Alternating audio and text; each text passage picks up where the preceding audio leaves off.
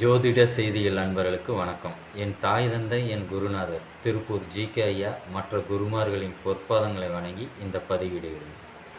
இன்றைய பதிவில் பார்த்தீங்க அப்படின்னு சொன்னால், ஒருவர் பிறந்த ஜாதகத்தில் புரட்டாதி நட்சத்திரம் முடக்கு அல்லது அவயோகி நட்சத்திரமாக இருந்து ஒரு கிரகம் தசாபுத்தி நடத்துது அப்படின்னு சொன்னால், இதற்கு எளிய பரிகாரங்கள் என்ன அப்படிங்கிறத பார்ப்போம்.